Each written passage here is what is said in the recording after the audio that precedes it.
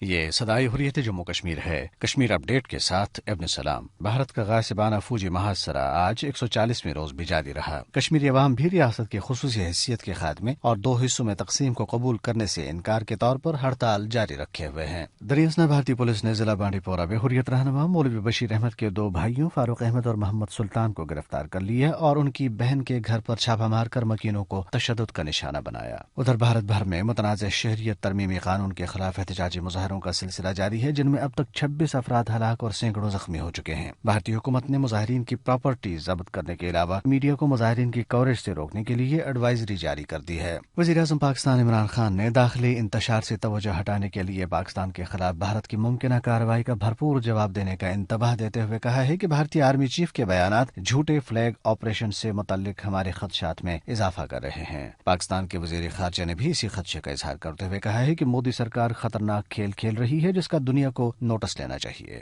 برنی senders اور Elizabeth Warren سمیت کئی امریکی کانگریس نے بھارت پر سخت تنقید کرنے والی پرمیلا جے پال کی شمولیت پر بھارتی وزیر خارجہ کے امریکی کانگریس کمیٹی کے ساتھ طے شدہ ملاقات منسوخ کرنے کو امریکی کانگریس کی آواز دبانے سے تعبیر کیا۔ سوشل میڈیا پر بھارتی مصنوعات کے بائیکاٹ کی مہم شد و مد سے جاری ہے۔ پوری دنیا میں سوشل میڈیا کے مستعملین کشمیریوں اور بھارتی مسلمانوں کے خلاف ہندو فسطائی حکومت کے اقدامات پر بھارتی مصنوعات کے بائیکاٹ کو حق بجانب اور تمام انسانوں کی اخلاقی ذمہ داری سمجھتے ہیں۔ اپ ڈیٹ ختم ہوا۔ ہندوتوا کے پجاری مودی اور بی جے پی نے گزشتہ 6 برسوں سے مقبوضہ کشمیر سے لے کر بھارت تک مسلمانوں کا جس بڑے پیمانے پر قتل عام کا جو سلسلہ شروع کیا ہے، اس پر عالمی برادری اور بڑی طاقتوں کی خاموشی اس بات کو ظاہر کرتی ہے کہ مودی عالمی طاقتوں کی شہ پر ہی اس طرح کے ظالمانہ اقدامات کر رہا ہے۔ اس حوالے سے سنتے ہیں ینگ مینز لیگ کے وائس چیئرمین اور حریت کانفرنس آزاد کشمیر شاخ کے رہنما زاہد اشرف کی گفتگو۔